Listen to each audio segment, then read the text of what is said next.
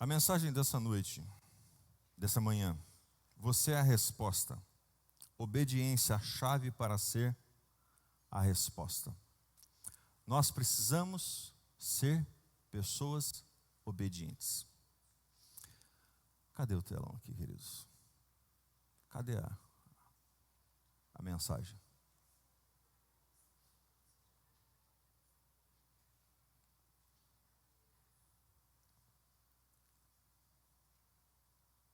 Aleluia, Jesus. Ele já vai colocar ali para nós. Isso. Preste muita atenção no que eu quero falar com vocês aqui nesses próximos minutos. Muitas vezes nós queremos algo. Você já viu aquela história daquele filho, daquela filha, que ele quer muito aquilo, ela quer muito aquilo, mas ela não faz nada, ela não se esforça para aquilo acontecer.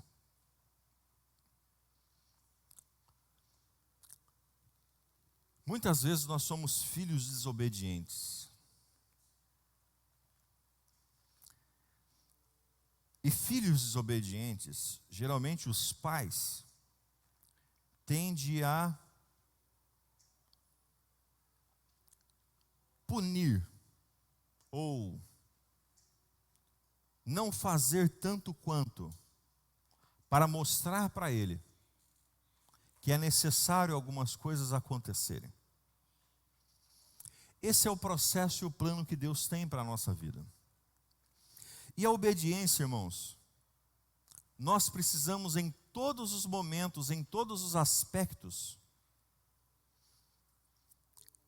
sermos obedientes.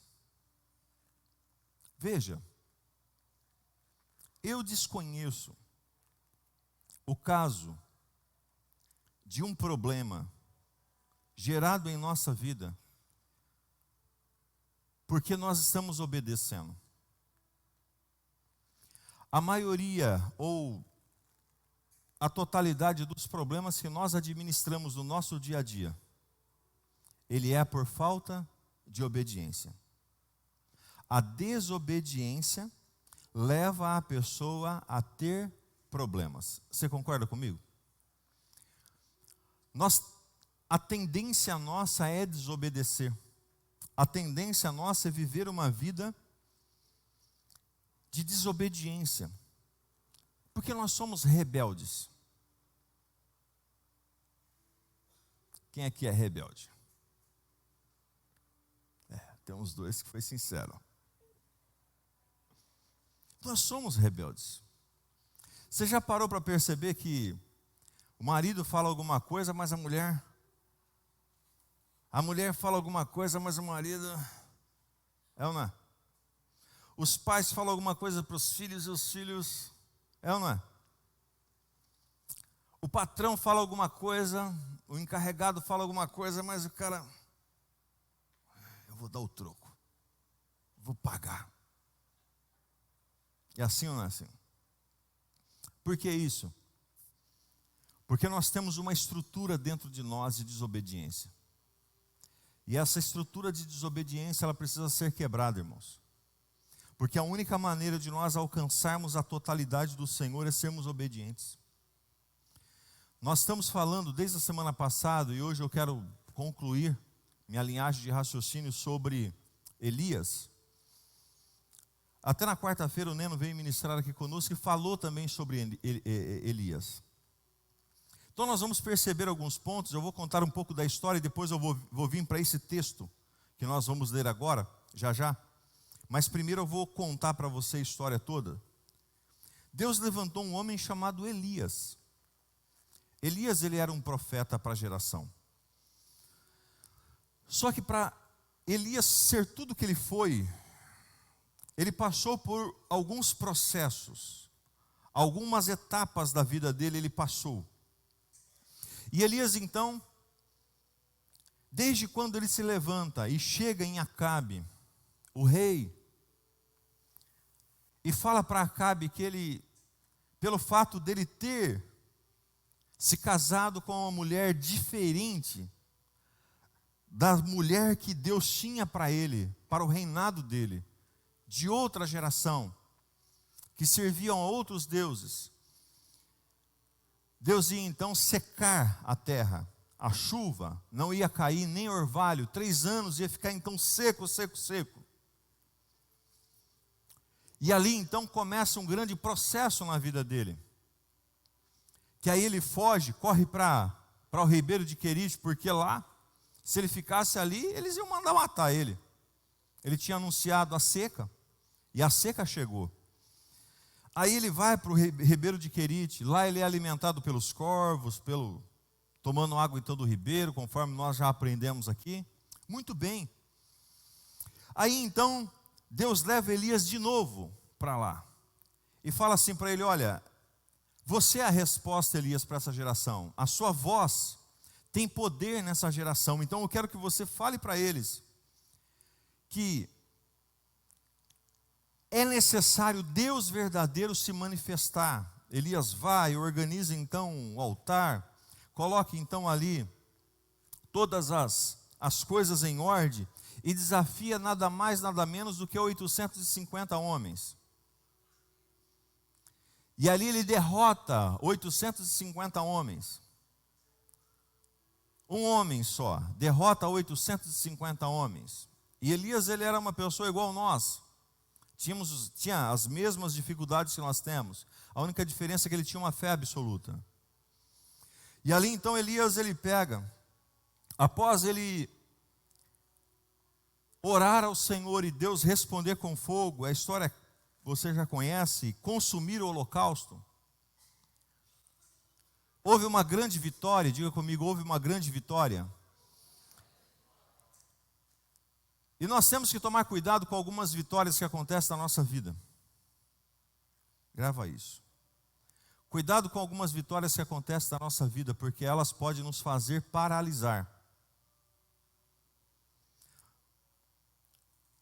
Sabe qual que é o grande inimigo do excelente? Não é o ruim. Porque quando nós estamos ruins, nós lutamos para estar bom. Mas o grande inimigo do excelente, do total, da totalidade que Deus tem para nós, é a média, a mediocridade, as coisas comuns, o bom. O bom é diferente do extraordinário. Se eu me contento com o bom, o extraordinário ele não chega. Por que eu estou falando isso para vocês? Algumas pessoas aqui têm tido vitória. Algumas pessoas aqui já têm tido algumas conquistas nas suas vidas, sim ou não? Só que aí está um dos grandes perigos que você está correndo. Porque à medida que você então tem algumas coisas e conquista algumas coisas, a tendência é desacelerar. Repare para você ver uma pessoa que está desesperada pelo casamento. O casamento está ruim, né? O casamento está então, vai acabar, vai acabar, vai acabar. Aí a pessoa vai lutar. Já pensou nisso? Ó, a pessoa vai lutar, vai lutar, vai lutar, vai lutar, vai lutar. Aí as coisas começam a estar bem. Aí as coisas começam então a melhorar. As coisas ficam comum. Aí a comodidade chega. Os problemas então financeiros é a mesma coisa. A pessoa luta, luta, luta, arruma um trabalho mediano. Está tudo bem, agora então para. Então nós temos que tomar muito cuidado, porque Elias, irmãos, após o momento dele vencer 850 homens, Deus responder com fogo, Elias não parou. E eu estou aqui nessa manhã para dizer a você que você não pode parar. Você precisa continuar. Você precisa avançar. Abra comigo a sua Bíblia. No livro de 1 Reis, capítulo 18.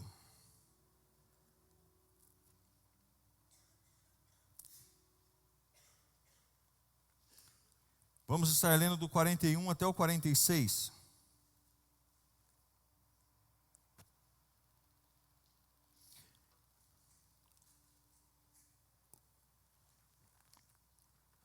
Então, no 40 ele diz que matou todos os profetas de Baal e de Azera, todos. Aí o 41. Então, disse Elias a Acabe: sobe, come e bebe, porque já se ouve o ruído de abundante chuva. Subiu Acabe a comer e a beber. Elias, porém, subiu ao cimo do Carmelo, encurvado para a terra, meteu o rosto entre os joelhos. Olha os detalhes do texto. E disse ao seu moço: sobe e olha para o lado do mar. Ele subiu e olhou, e disse: não há nada.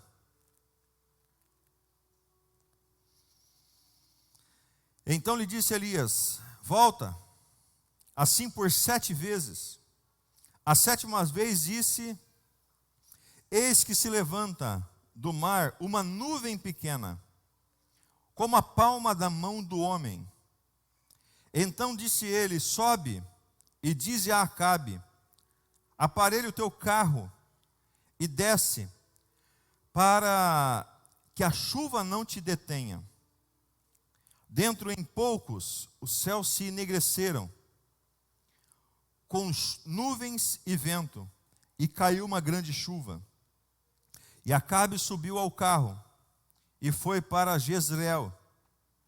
E a mão do Senhor veio sobre Elias, o qual cingiu os lombos e correu adiante de Acabe, até a entrada de Jezreel. Vamos entender então esse texto. Diga-se comigo: depois da vitória, não posso parar. Deus tem mais para a minha vida. Novamente, depois da vitória, não posso parar. Deus tem mais para a minha vida. Amém? Elias parou?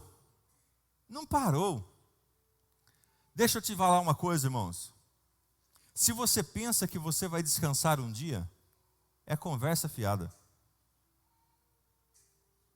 Viu? Conversa fiada. Se você pensa que tudo vai ficar, conversa fiada. Sempre vai ter um degrau e um obstáculo que você precisa então vencer e seguir. Todos os instantes. Você vai ter que dar saltos, saltar. Todo o tempo. Quando você tem filhos, você diz assim: quando os filhos crescem. Quando eles crescem, você diz assim: quando eles casam. Quando eles casam, você diz: quando eles têm filho. Quando eles têm filho, vira filho seu de novo, e aí começa toda a história de novo. E não para. A vida não para. As coisas não param. Não pense você...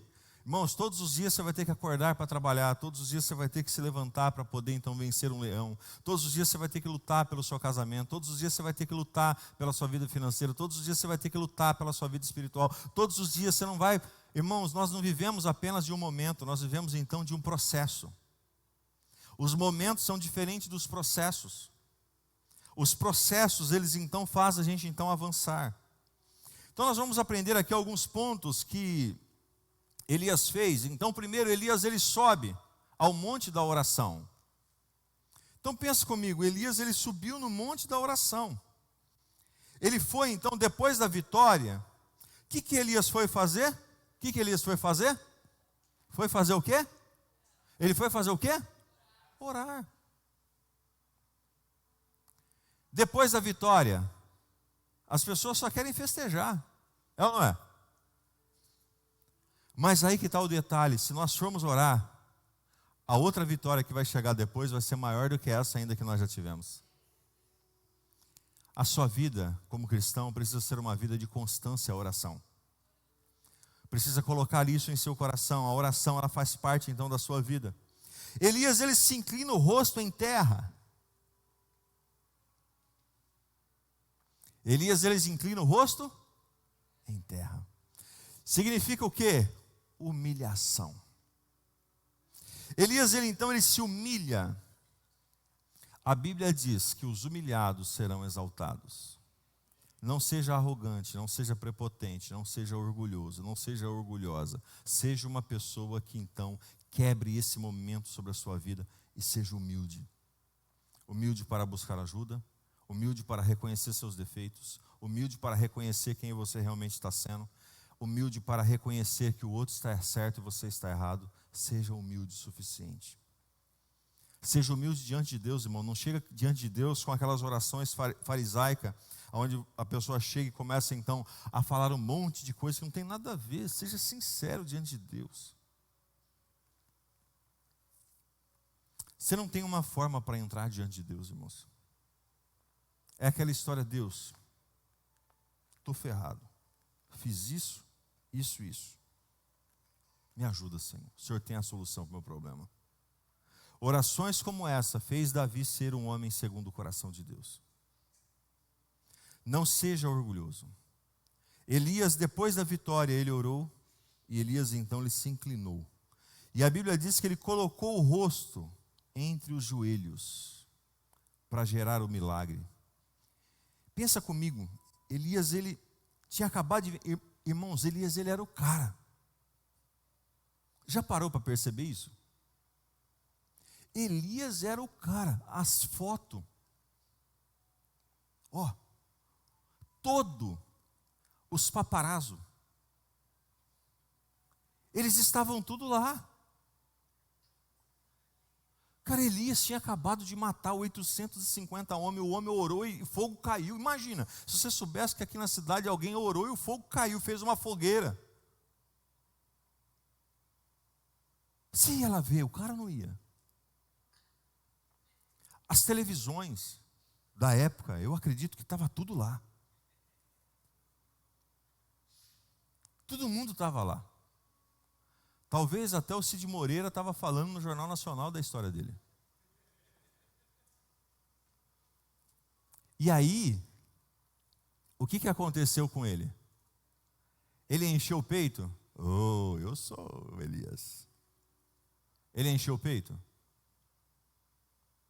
Ele subiu no monte, ele dobrou o seu joelho, ele colocou a sua cabeça entre os joelhos, e ele gerou o próximo milagre. Aqui está o sentido da nossa vida, irmãos. Nós só vamos conseguir gerar os milagres que nós precisamos de joelhos. Nós vivemos numa geração onde se perdeu os princípios. Sabe da história do passarinho? Por que ele fica então no fio? A hora que o passarinho então ele coloca as perninhas assim, as patinhas, não sei como que eu devo chamar isso aí, no fio, e ele fecha, ele dobra os joelhos. E no que ele dobra os joelhos, trava as patinhas dele. Irmãos, ele não solta de lá. Nós precisamos ser pessoas que geramos o nosso milagre. Eu não posso gerar o milagre para a tua vida. Esse irmão que está do teu lado não pode gerar o milagre para a tua vida. Nós podemos te aconselhar, te orientar, orar junto com você, mas o seu milagre quem tem que gerar é você. Você precisa gerar o seu milagre. Então aprenda comigo nessa manhã. Você está bem? As coisas estão dando tudo certo para a sua vida? Não se torne soberbo. Não se torne orgulhoso, orgulhosa. Deus te deu uma boa casa, Deus te deu um bom carro, Deus te deu uma boa roupa, Deus te deu um alimento. Não seja uma pessoa orgulhosa. Seja uma pessoa humilde. Por quê? Porque nós sempre vamos viver na dependência do Senhor e precisando de mais um milagre. Eu vejo e conheço diversas pessoas que Deus mudou um pouquinho a vida dele e dela. As coisas já começaram a tomar rumos diferenciados. Eu conheço pessoas, irmãos, que não tinham um gato para puxar para o rabo. Nem um gato para puxar para o rabo eles tinham, e de repente, o que aconteceu? Deus mudou a vida dele, Deus mudou a vida dela, Deus exaltou a vida dessas pessoas, e aí a pessoa fica orgulhosa. pessoa cresce, a pessoa sabe, fica prepotente. Elias não ficou orgulhoso. Elias não ficou prepotente. Elias, então, ele subiu no monte para orar. E eu estou aqui nessa manhã para dizer para você que tem mais milagre para a sua vida. Os milagres de Deus ainda não acabaram de chegar na sua vida, na sua direção. Tem mais milagres para chegar na sua direção. Pastor, mas eu já estou bem, eu só estou agradecendo a Deus. Não seja orgulhoso. Não seja orgulhoso e prepotente. Não fique fazendo só isso, porque Deus tem mais ainda para a tua vida. Porque tem gente que tem uns orgulho falso. Fala assim, não, ixi, eu só quero agradecer, eu tenho demais. Deus tem muito mais para fazer na tua vida. Então, vá mais longe, você pode ir mais longe. Deus então quer fazer isso. Então, Elias colocou o rosto entre os joelhos e gerou o milagre. Nós vamos então aqui entender. Também a Bíblia diz que ele ordena ao seu servo que comece a ver o milagre. Ele fala assim para o servo dele, vai lá, olha lá do lado do mar. Imagino que ele estava assim numa montanhona. E do lado assim, sabe quando você vai descer a serra assim? Já desceu a serra assim, você viu o mar assim? Então, a hora que você... Então eu acredito que ele estava olhando aquela vista assim, aquele marzão assim. Olha do lado do mar. E aí ele olhou do lado do mar. E no que ele olhou do lado do mar, falou assim, o que você está vendo? Aí o servo disse assim, eu não estou vendo nada. Quando Elias mandou o servo dele lá ver, irmãos, ele estava falando assim, vai lá, você precisa ter fé. Aí o que aconteceu, irmãos? Você sabe da história, você conhece a história, eu li a história para você agora. A Bíblia diz que ele foi ou não foi? Mas aí ele olhou uma vez, não viu nada. Olhou de novo, não viu nada. Olhou a terceira vez, não viu nada. Quarta, quinta, sexta, não viu nada. Só que a insistência.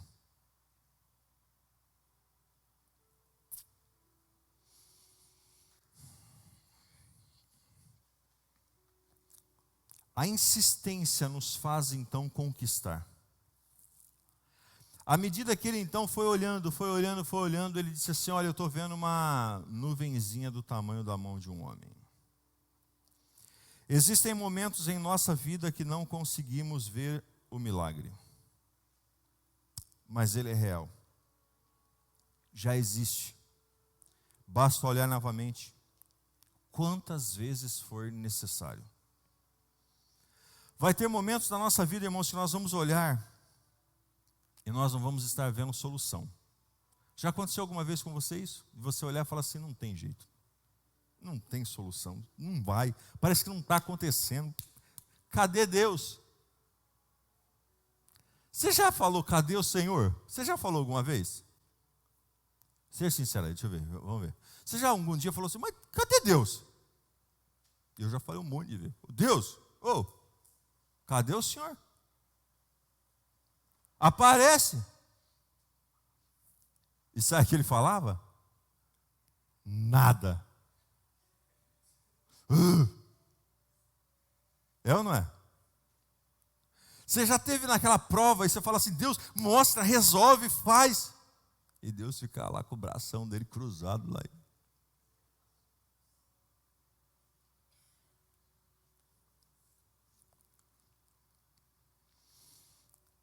É assim, irmãos. Pega o que eu vou te falar para você. Você pode não estar vendo, mas você precisa crer. Entre ver e crer é diferente. Eu e você precisamos então crer. Creia que há um momento especial. Creia que há um tempo extraordinário para a sua vida. Creia. Gere isso pela fé, porque a chuva, o milagre já está chegando na nossa direção. Eu quero te dizer que a chuva de Deus já está chegando. E Deus fala comigo que há pessoas aqui que estavam como aquele povo, já há 3 anos na sequidão. Talvez a sua família está na sequidão, você está em luta. Talvez suas finanças estão em sequidão. Talvez a sua vida espiritual está na sequidão. Mas eu quero te dizer, queridos, a chuva de Deus está chegando na sua direção. Pastor, já tem um pouquinho de chuva aqui, já está molhando. Eu quero dizer que Deus vai inundar. Irmãos, as barragens vão se transbordar. Você se lembra daquele ano que teve aquele problema? Que as barragens, secaram, não chovia. E aí todo mundo começou a orar, porque senão ia ter então, toda aquela recessão de energia e etc e tal. Aí de repente começou. A água começou a chegar, porque Deus tem muita água para a nossa vida, irmãos. Deus tem água demais para nós, então, quero que você olhe para esse irmão que está do teu lado e diga assim: fique tranquilo. Só creia, o milagre já está chegando. A chuva de Deus já está chegando na sua direção. Você crê que a chuva de Deus já está chegando na sua direção? Mas para isso tudo nós precisamos obedecer. Diga comigo, obedecer. Diga comigo, a obediência é a chave para a resposta. A obediência ela é a chave para a resposta na nossa vida. Só que as pessoas têm dificuldade de obedecer. Ser obediente. Nós temos dificuldade de obedecer, irmãos. Temos muita dificuldade para obedecer. Mas é necessário a gente obedecer. Porque se nós não obedecermos, os sacrifícios vão chegar na nossa direção. E aqui então nós vamos aprender 4 pontos rápidos sobre a obediência. Primeiro, a obediência revela o meu coração. Quando eu obedeço, eu revelo o que tem dentro do meu coração.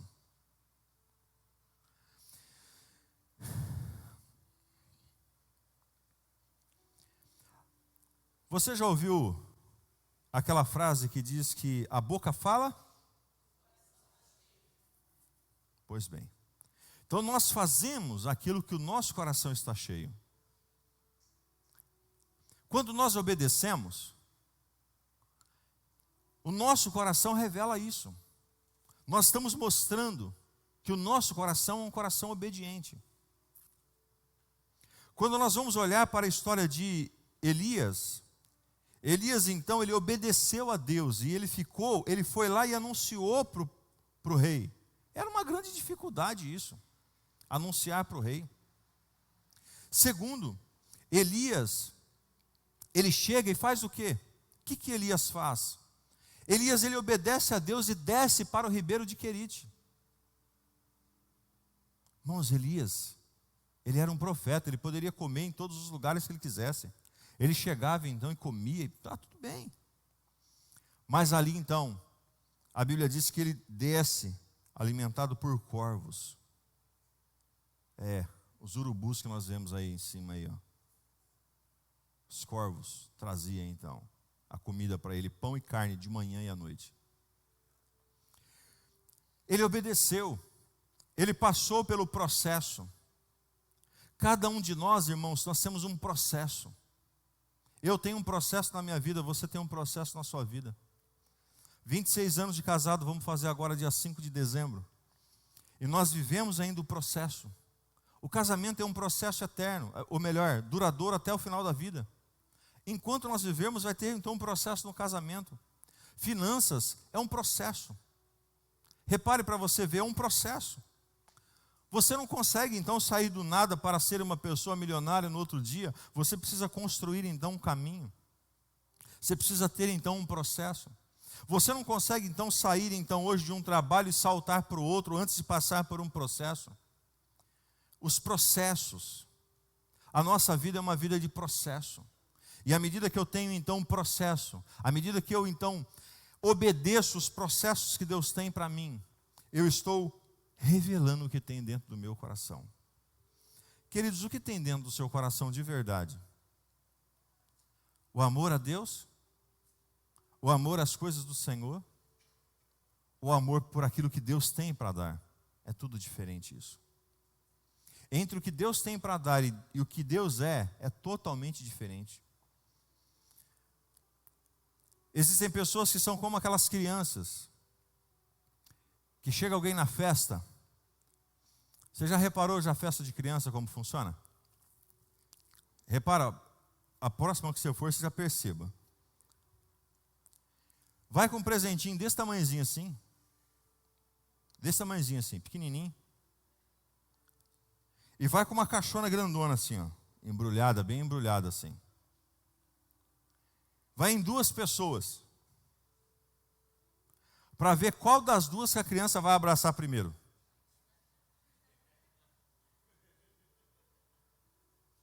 A criança estava esperando ser na festa dela ou o presente dela? Hã? O presente. É assim ou não é? Por que que é assim? Existem pessoas que são como essas crianças. Deus está dando a semente, mas a pessoa quer só o presente, quer a coisa pronta.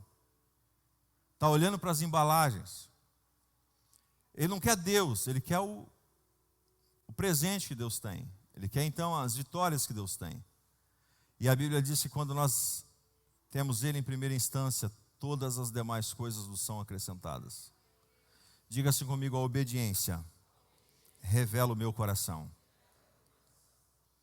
Você quer saber se a sua esposa te obedece, se o seu marido te obedece?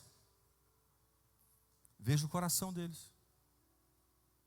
Através das atitudes do coração deles, você vai saber a obediência que eles têm por vocês. Seus filhos, é a mesma coisa. À medida que o filho então cresce, se ele não tiver o coração do pai, se ela não tiver o coração do pai, irmão, não obedece mais. Primeiro tem que ter o coração, senão a obediência não acontece. Quantos estão aqui, digam amém. Segundo ponto, a obediência traz alinhamento e direção. Quando eu obedeço, eu estou me alinhando. Existem várias coisas que eu preciso engolir seco. Que a pastora pega em mim assim, sabe? Você está entendendo o que eu estou falando, né? E eu tenho que engolir seco. De vez em quando eu dou umas rateadas ainda, que tem esse temperamento, né? Mas traz alinhamento e direção. Tem hora que eu também faço algo também para ela também, falo algo para ela também, que eu percebo que ela... Mas traz alinhamento e correção. As pessoas que estão ao nosso redor servem para nos arrumar. Nós somos como aquelas rodas que de vez em quando tem que dar aquelas apertadinhas, sabe? Sabe aquelas apertadinhas? Eu aqui como pastor de vocês não dou umas apertadinhas em vocês de vez em quando? Pego a roda e dou uma apertadinha em um, dou uma apertadinha na outra. Por quê? Porque senão, né? Desgoverna. É assim, né? Então, toda a obediência, ela traz então para a nossa vida o alinhamento. Alinhamento para quê? Para nós andarmos, para nós irmos mais veloz. E direção. Queridos, permita ser alinhados. Permita então o Senhor alinhar a sua vida. Permita o Senhor então mostrar para você algumas coisas. Permita Deus então usar algumas pessoas para que você se alinhe. Permita. Quando alguém chegar em você e bater no seu ombro e falar assim: meu irmão, não faça isso. Seja humilde. Arrume a sua vida, arrume a sua história. Quando alguma irmã chegar em você e falar a mesma coisa, quando seu pai, quando sua mãe, quando seu amigo, falar alguma coisa para você, organize, porque isso vai trazer para você alinhamento, vai trazer para você direção. Quando nós obedecemos, irmãos, é muito melhor do que o sacrifício. Não viva sacrificando em sua vida. Obedeça. Quando nós obedecemos os princípios do Senhor, a nossa vida muda por completo. Então diga assim comigo: a obediência traz alinhamento e direção. Terceiro, a obediência também traz maturidade e crescimento. Você já reparou já que quando você é pequeno, o Lucas mesmo, irmão, meu Deus, ele tem uma dificuldade para obedecer, não é bem? Ele é mimado, a pastora mimou ele demais, é o último, raspinha do tacho, ele então sabe? Só que à medida que nós vamos crescendo, que nós vamos sendo alinhados, nós vamos obedecendo, porque isso mostra para nossas vidas e para a vida das outras pessoas a maturidade, o crescimento. Você erra? Claro, todos nós erramos, não é? Todos nós erramos. Então, por isso que tem alguém para nos corrigir. E esse alguém, muitas vezes, irmãos, são as pessoas que estão ao nosso lado, só que nós não valorizamos ela para corrigir a nossa vida. Elas nos corrigem, elas nos organizam. Também a vida, ela traz também um aperto para nós. Porque assim, só existe duas formas de você aprender. Ou por bem, ou por mal. Ou você aprende antes de quebrar a cara, ou você quebra a cara para aprender. Tem jeito. Tem outra forma, irmãos. Você já emprestou dinheiro para alguém que não pagou? Como você aprendeu? Mas a Bíblia diz que nós não devemos fazer isso.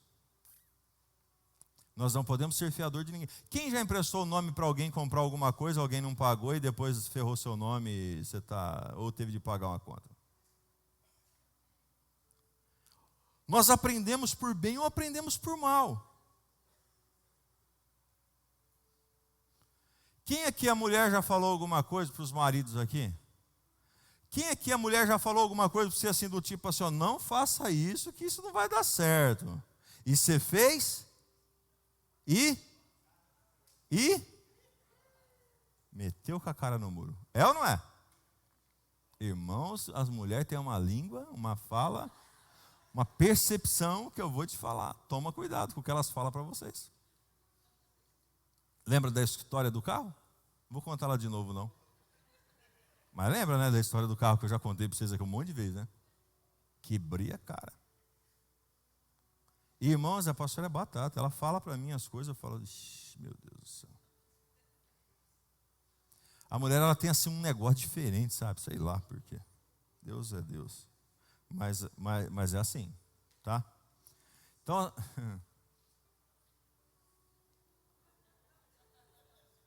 irmãos, obedeça sua mulher aí, viu? Melhor você obedecer o que ela está falando, porque ela vai, senão, e também vira praga também, viu? Tem uma vez que eu já fui empraguejado pela minha mulher.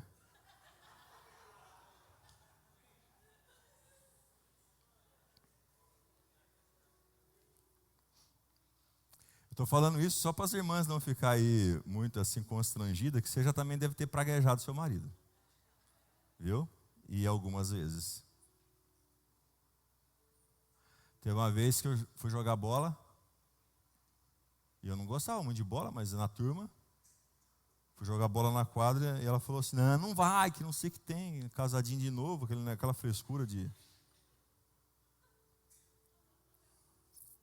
E fui. Voltei com a sola do pé assim, ó. Meu pé cozinhou, a sola do meu pé inteirinha assim, a parte de cima assim saiu. Aí você mede se foi praga, se não foi praga.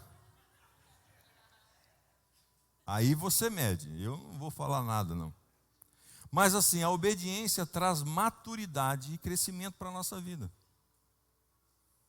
Sabe, irmãos, quando nós temos maturidade, nós obedecemos mais.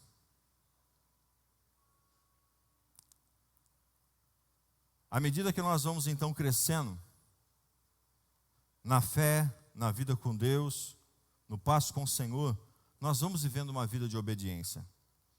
O que não pode acontecer é você estar anos e anos aqui, ouvindo a palavra e não obedecendo. Isso não faz sentido.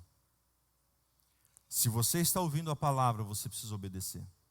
Se você quer servir a Deus, você precisa obedecer a Deus. E assim por diante. Amém? 4. A obediência traz prosperidade de vida. Eu nunca vi um rebelde ser promovido. Nunca vi. Eu sempre vi as pessoas que são obedientes. Sabe aquela história do encarregado, do chefe, do patrão, falar para você assim, ó, faça aquilo, mas não é aquilo, você não precisa fazer aquilo, não está no... Mas você faz. Isso então, são as pequenas coisas que promovem a sua vida. A obediência, quando a obediência na casa, traz prosperidade na casa. Eu me lembro que o meu pai falava muito isso, que o homem pode trazer com um caminhão, mas a mulher com uma colherzinha de doce joga tudo fora. Hoje, graças a Deus, nós desfrutamos de uma vida próspera em casa. A pastora nunca trabalhou fora, de quando nós nos casamos, ela já parou de trabalhar, e aí ela sempre cuidou das crianças, agora que ela, vai começar então, já até começou a vir aqui, servir na igreja aqui alguns momentos. Mas, só que veja bem, ela sempre me ajudou. Porque ela sempre foi aquela mulher que cuidou bem da comida. Nossa casa nunca teve restos de comida no lixo, comidas estragadas que tem que se jogar fora. Sabe aquelas paneladas de comida que de repente, comida queimada. Não. Eu não me lembro de época da pastora assim, ter queimado nossas roupas em ferro, destruído um móvel, feito então algo desse tipo. Eu sempre entendi que existem algumas bases da nossa vida para nos trazer então a prosperidade. Uma das bases é nós não jogar fora aquilo que está chegando nas nossas mãos. Não desprezar os pequenos começos que existem na nossa vida. E ali então, eu percebo que a obediência, ela vai trazer a prosperidade para as nossas vidas. Obediência. Obediência na fidelidade. Por exemplo, quantas pessoas que já são antigas já da casa do Senhor, já estão aqui já há tanto tempo, mas ainda não obedecem no dízimo. Como é que vão ser prósperos? Como é que vai ser próspero? Não tem como ser próspero. O devorador ele vai entrar e vai pegar. Aí tem pessoas novas que chegam e já chegam já com o coração aberto e já começa a ser abençoado, próspero, já muda a história. E a hora que vê, a pessoa já. Por quê? Porque a obediência, ela gera milagre. Obediência, queridos, de orar. Obediência, então, de servir a Deus de verdade. Não servir a Deus apenas de corpo presente, mas servir a Deus de verdade. Deus sabe quem nós somos. Deus conhece cada um desses músicos que estavam aqui, dos levitas que estavam aqui no altar. Quantos estão, então, com o coração no Senhor e quantos estão, então, longe do Senhor? Deus conhece os nossos corações aqui. Quantos então estão obedecendo e quantos não estão obedecendo? Irmãos, de uma coisa certa, a obediência é aquilo que vai nos levar para o céu. E a palavra do Senhor diz que lá, no dia, Ele vai separar um dos outros. As ovelhas, elas são obedientes. Os bodes, eles são desobedientes. Ovelhas obedecem. E Deus diz na sua palavra que Ele separará as ovelhas dos bodes. Que nós possamos ser achados com obediência. que nós podemos ser achados com obediência para poder então mostrar ao Senhor que queremos entrar no céu e viver todos os princípios que Ele tem para as nossas vidas. Jeremias 26, 13 diz assim: agora, quando? E o que é agora? Então é agora, tá? Não é amanhã, não é o mês que vem, não é depois da virada do ano, é agora. Diga comigo, é agora. Primeiro, corrijam as suas condutas. Você está andando de alguma forma desobediente, irmão? Corrija a sua conduta. E as suas ações. Corrija as suas condutas e as suas ações. Corrija a forma que você está andando e os atos que você está praticando. E vamos lá ler comigo? Oi? Aleluia. Obedeça ao Senhor, ao seu Deus. Então o Senhor se... Vai, pode ler. Você está com medo de falar a palavra desgraça? Você viu como que trava? Vai então.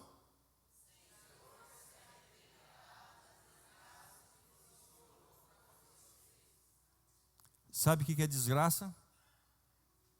E se você tem o costume de falar isso dentro da sua casa, tire isso do seu vocabulário. Nós lemos aqui uma palavra e não falamos um palavrão. É diferente. Toda vez que você fala essa palavra, você está falando que essa pessoa está fora da graça. Está desqualificada da graça do Senhor. A pessoa que olha a casa, essa mulher, esse marido, esse carro, esse trabalho, você está amaldiçoando as suas coisas. O que é graça? Diga comigo, graça é favor não merecido. Então, quando nós falamos, eu deixei de seguir um pastor. Deixei de seguir ele. Um cara que eu o admirava muito, muito. Ele era uma pessoa que saiu de um meio bem conturbado, se converteu, viaja por todo o mundo. Mas um dia ele escreveu assim, saiu uma matéria, e ele colocou então um repost dele no Instagram, dizendo assim: esse desgraçado, eu deixei de seguir ele na hora. Porque nós não podemos, em hipótese alguma, achar que alguém é desgraçado. Porque se eu falo que alguém é desgraçado, ou falo que alguma coisa é desgraçada, eu estou falando que a graça de Deus não pode mais agir na vida daquela pessoa.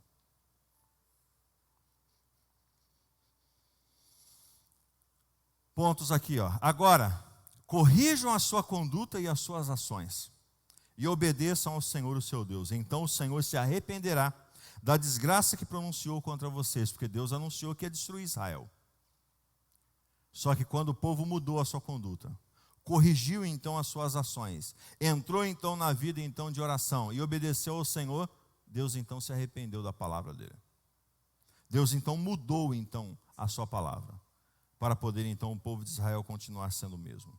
E eu encerro em 1 Samuel capítulo 15, versículo 22, e eu quero que você leia essa parte do versículo no 3, 1, 2, 3. O obedecer é melhor do quê? O obedecer é melhor do quê? Obedeça, queridos. Obedeça às pessoas. Obedeça às autoridades. Obedeça à lei. Obedeça. E você vai ver que a sua vida vai crescer. E você vai ir mais longe no nome de Jesus. Depois que Elias obedeceu, sabe o que aconteceu? Ele falou assim para o seu servo: vai lá ver. Aí o servo olha lá, nada, 2, nada, 3, nada, 4, nada, 5, nada, 6, nada, 7, uma nuvem do tamanho da mão do homem. Aí Elias fala assim: ó, vai lá e fala para Acabe que o tempo de seca acabou. O tempo de seca acabou, porque a obediência chegou sobre o povo. Aparelhe os carros e vá, porque a chuva vai chegar de uma forma abundante. Sabe o que aconteceu? Abundante chuva desceu naquele lugar. Sua casa está seca, sua família está seca, seu casamento está seco, seu ministério está seco, sua vida espiritual está seca.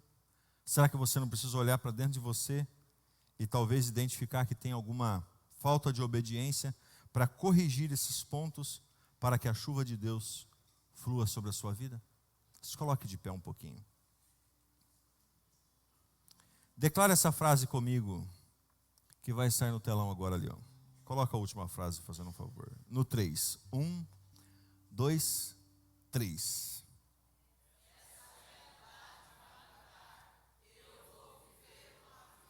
Novamente.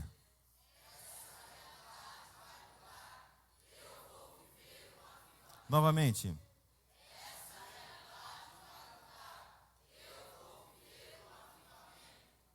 Feche seus olhos.